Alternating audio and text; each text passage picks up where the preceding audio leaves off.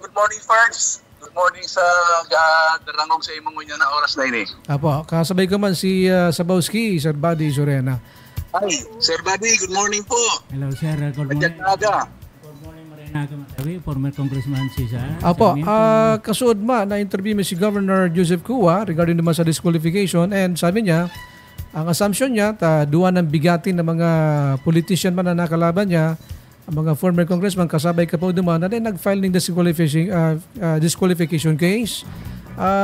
Naaraman po tabi, based naman sa post mo, gari piga-deny mo, naaraman so sitwasyon sa citizenship tabi, congressman. Iyo po, may nagpadara sa kuya, may link yung interview mo kay Governor Cua. So sinabi niya duman na nagkaharapan kami, and before me si Jazz, and we are both lawyers, and sabi niya para sa English may nagkagawa kami ng close scrutiny ng mga papeles, and we found the papers are in order and they can be nag-file. Pero nagsimbag baga ako, nagkang ako sa Facebook ko, na I have to be candid in saying, na prangka lang, na at that time, dilama ako ng luhang-luhang na may issue siya on citizenship. No, kasi kung and that's the reason why na di man akong kapot na ebidensya, di man ako ng balita, because wait, 2001 ilang eleksyon ang biglaogan niya 2001 may mayor siya, o di ba? Tapos 2004 against Verceles for governor, daog siya. 2007 naglaban siya otro, gumina na siya. 2010, nag-re-elect siya against Jazz, bumina na siya. 2013, against Sally Wong, nadaog siya. 2016, nakabalik siya, ginawag niya si JP Wong, bada si Bong Tebes. 2019, naglaban kami as governor. So, sa dakol na inagihan ng election, again, ang assumption ko man, na everything is perfect. Okay. Kaya, never complete question tabi so sa iyang citizenship. But had I known, ibig sabihin, kung igwa akong pagka-easy na igwa ning issue about his citizenship, I could have grabbed the opportunity because napakadali lang ko tana. Kung nanggana ko doon sa na-disqualify siya, di ba, road to victory yun. So instead tabi, madalit sabi, tabi ako ning kapot na ebidensya na questionable ang sa iyang citizenship. Ayun. So, ibig sabihin, pelinaw mo na dahil naglaog sa isip mo, nag-question sa citizenship, kasi dahil kang ebidensya, or dahil mo well-versed, dahil ka well-versed naman sa issue? Hindi ibig sabihin na well-versed Hindi ako aware. Hindi aware. Kasi pag sinabi mong hindi well-versed, ibig sabihin, alam mo, pero hindi mo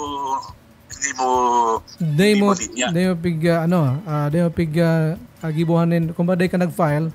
Alright, actually may history na 2013 during the time of Wong time di ba? Nagluwas na rin ini. Day nagsagi sa isip mo na pwedeng questionan yon.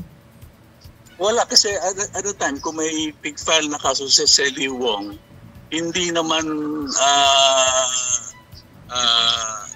basta hindi ko aware. No? May kaso and then wala nangyari, diba? 2013, 2016 and then tuloy-tuloy ang paglayagan niya. Now, the presumption is everything is in order, yung papel niya. Diba? Now, although belatedly sa ngunyan, igwang nakakapot yan si Patrick, igwang nakakapot na dokumento na matibay, showing na his parents are Chinese. So medyo magna-doubt ka na. Kaya big portion ni candidate Patrick ang bagay na yan. Alright, may nakaputan ka ng parang dokumento regarding dyan sa disqualification and mismong dokumento duman sa lado ni Governor Cua or Peter Cua? Yung simbag nila, halimbawa, yung may PQ case, tapos pinasimbag si Peter, di ba? Kung may kapot ako, day tabi, day. So as of this time, dahil kapang concrete na ebidensya o kapot, at ang masabi na kung ano yung citizenship mismo kan duwa. ang nakakahang sa social media na igwaning birth certificate in possession si Patrick Asanza, na iyon ang pigbasehan niya, yung allegation niya na in question ang citizenship ni Peter Kua, considering na at the time of his birth, sa birth certificate, clearly shows na both parents are Chinese. Alright, historically Tabi Kong, kasi nagkandidato ka, almost naka-siyam na taong ka bilang congressman eh. Yes. Ang proseso sa COMELEC, pag nag-file ka, day bagahagad ang requirement kung halimbawa birth certificate and any other document para mag-attach or kaya kunyan mo parang in support sa COC? Sa political career ko that started in 1998 up except 2004 and 2007 na several times ako nag-file ng COC, hindi nire-require ang basta may i-check ka doon, are you Filipino citizen, i-check mo. Mere COC lang, daining attachment. Ding attachment. Siguro, dapat, kasi kung duman sa attachment, ikakahang Filipino, pero kung i-scrutinize, duman mahihiling. Pero never sabi, they require ang submission or attachment sa COC. Although, lately, kung yung mga requirement, ano bang plano mo, yung mga platform, although hindi mandatory, optional lang. Kung require yung program of government mo, yung plataforma mo, well, with more reason, because very clear na there are positions that are exclusively belong or nakalaan para sa Filipino citizen. Yes, and siguro kay po din legislation, tanganin mailag talaga dyan kasi kanin dahil nagkakaigwanin araw kaning issue nung naka-file na. At least mag-verify pa lang. Pwede yan, madali by legislation.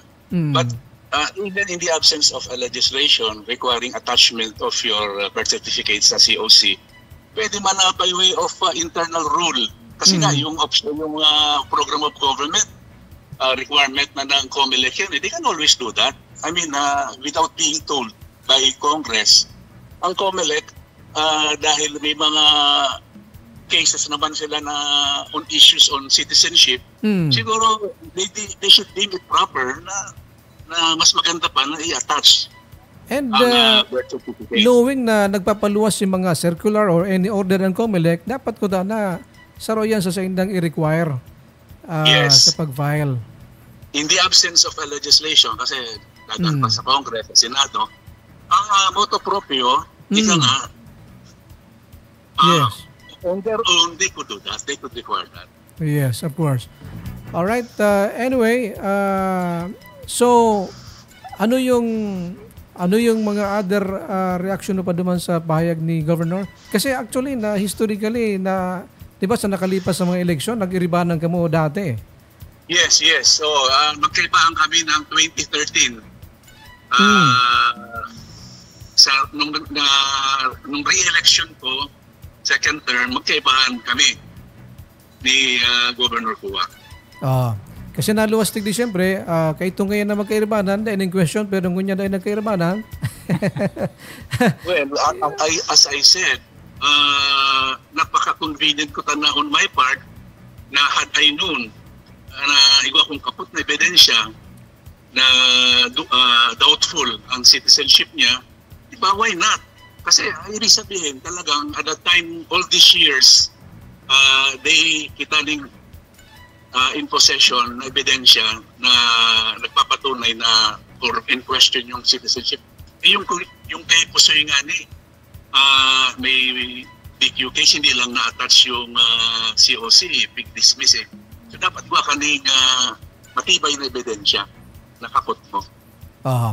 Alright, bilang abogado, ano po yung magiging manner kayo kasi 'di ba, harang ng election, in case favorable naman sa kay Bong, ano yung mga proseso and abuton pa yung Supreme Court Tabi Kong?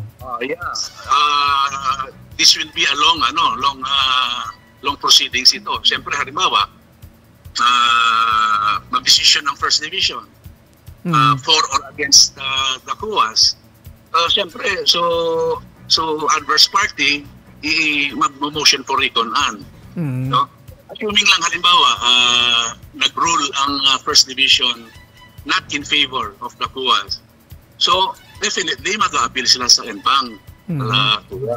And then, halimbawa, i-sustain ng NBank yung aakit na naman yan sa Supreme Court. Kasi, ang consequence yan, matindi ang consequence na once you are declared to be a foreigner, di ba? Malaking impact. So, they will have to question it tooth and nail sa available na forum.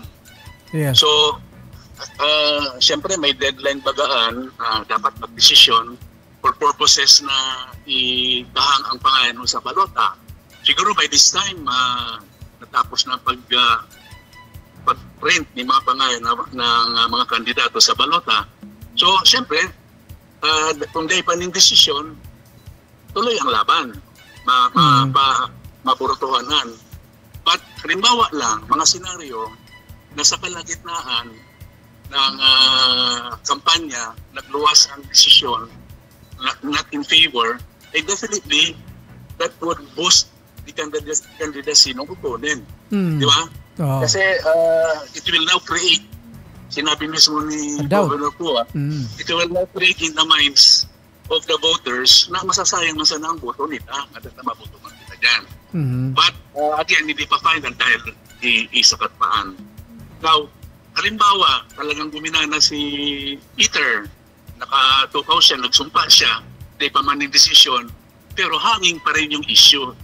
If in case na magluwas ang desisyon na not in favor, pero nakatukaw na siya, so talaga, maharion siya because based on our constitution and local government code, nakakahangganan, mayor or governor is exclusively for Filipino citizens.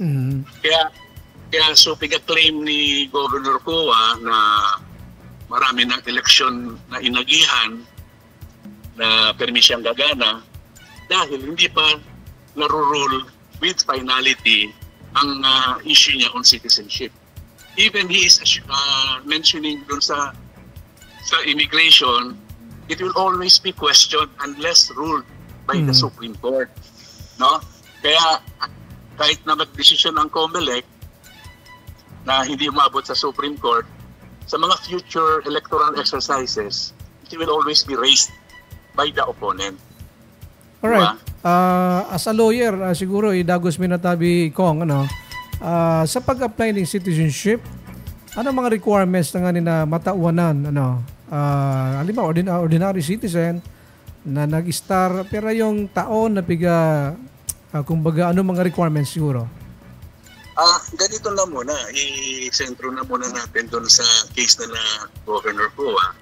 Kasi ang naturalization process at the time, during the time of President Marcos, the President himself, by executing a presidential decree, will grant Philippine citizenship to any foreigner. But ang process nun, there is a special committee on naturalization,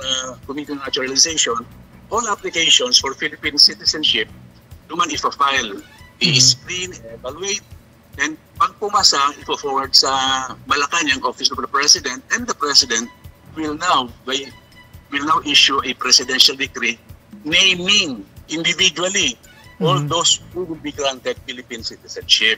And then, assuming duman ka sa listahan, may further acts ka pang gigibuhon. Pupunta ka sa BID because you have to take your oath of allegiance to your country, di ba?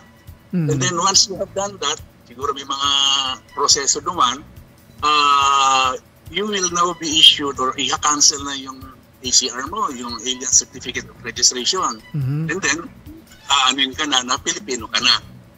So yun ang proseso. Now, base sa nababasa kita, they are claiming na they are Filipino because of naturalization of their father. Sinabi mo nga to quote you, derivative Naturalization.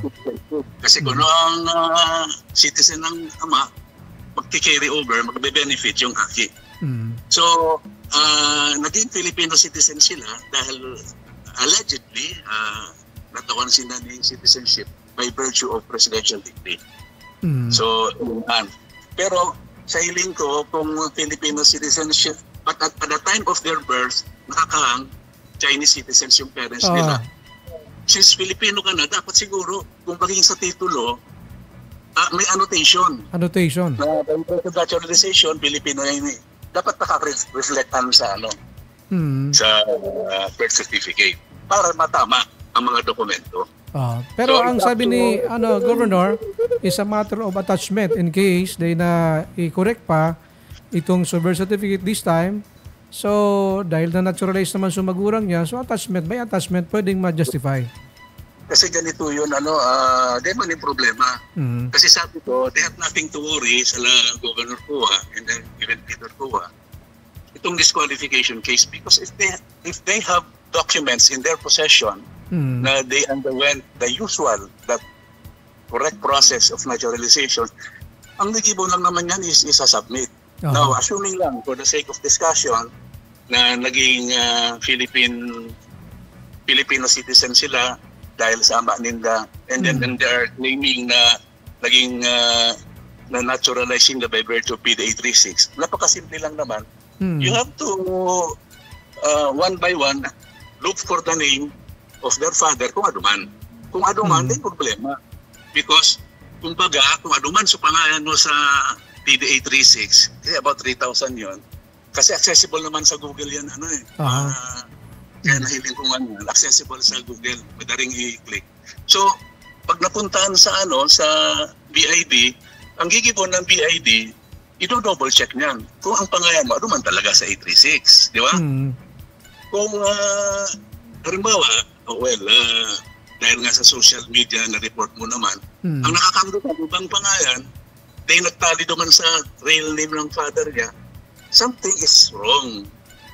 So dapat the COMELEC will have to look into that. So they cannot, as a lawyer, they cannot just take that on face value, whatever documents presented by the party.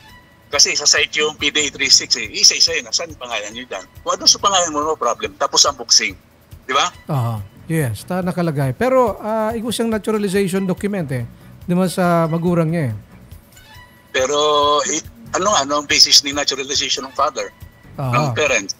Yun din na siguro maging problema kung natatawan ng BID ng naturalization. Siya nagbase. Yeah, kasi they will have to dig deeper. Kasi yan, uungkat 836, yun naman sa 836. Aduman ang attachment ng mga pangalan. Sa uninda, kung aduman sa pangalan. Kung aduman sa pangalan, tapos na din problema. Pero kung din katali, questionable. May another document pa na pwedeng i-attach para ma-justify. Ma-justify. But again, sa palagay ko lang, since presidential fiat yan, that can only be corrected or clarification coming from the office of the president na a mistake was committed. Pero kung in the absence of that, it's only the president, I think, that can rectify or correct the error committed. Alright, anyway, sa diskusyon na nindiyan naman sa COMELEC, kanilang banglado, and we hope na malinaw talaga yan. Actually, magayon nga ini na naabot dyan sa proper venue kasi nga matapos na rin so issue sa mga future pa na pag-eleksyon sa lado ng Cua brothers. Sa hiling ko birds, issue will always crop up. Kasi nga, magiging pabor ini sa sarong kandidato, hindi pabor sa sarong kandidato. Kaya magka-crop up ini. And I think the issue has to be settled once and for all. Yeah. I am sure, ngunyan na campaign period, hindi pa ini masa-settle. Pending pa ini kasi busy ang COMELEC by this time. Alright. But I hope in the near future, the issue will be settled para magkaroon ng peace of mind man sa part nila ubang. But again, he cannot prevent others from questioning because magiging pabor sila later sa kanila pagkapag nag-decide in favor, di ba? Apo. Alright, unless may hapot si Sir Buddy, go ahead tabi Sir Buddy. So far, demand. Demand, okay. At least napot niya naman. Lumapit siya sana sa bike na malayo yung... Okay na po, napot naman sa mga hapot niya. Actually, malinaw naman. Okay, maraming salamat tabi Sir Kong. Mabalas man, Fritz, and just parahin natin po sa Gabos. Alright, so malinaw kapiro di kong Sabowski.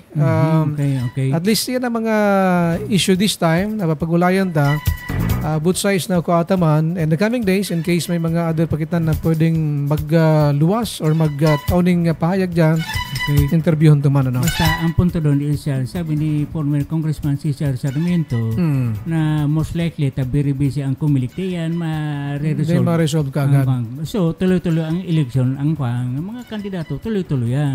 Yun na yan, diskarte yan sa election period. Pero pagkatapos kayan, tuloy ang laban, yung issue. At saka, siguro, ang maray kay ni siguro dyan sa tuyong mga nagpa-file, bako lang panahon ng election ka file. Sa bagay, di man pa ng prueba, no? Di man pa, no? Nata mag-question ka kaya kung di manin. Di kayo ito pa na pinag-question na baga anong nangyari, no? Well, actually, baga, sabi ni Atty. Pusoy, kanya, nagpo niya yung Kitolpo case na pighagan na yung COC. Alright, anyway, hindi po, ipapahumala tayo man sa mga proper authority, lalo na niya sa COMELEC, no? Sinang bahala kay ni, and COMELEC up to Supreme Court, ini pong issue ini. Pero kita nasa pag-obserbar lang, and nabigyan to of facts and circumstances for your information, ano? Correct. At least natatawag to sa Indos yung balancing basta ang punto, situation. tadi yan ma-resolve, tabi-ribisi ang COMELEC, di tuloy ang kandidatura kaya tuloy ng mga isprekitik. And di mapaghinaan ng loob sa grupo man ni Governor Kua, Kua Brothers, di man dapat pahinaan ng loob taday ta pa man ara maging desisyon. Di pa man, talagang if they have this document, mga important document na they will have to submit. Itataunin da.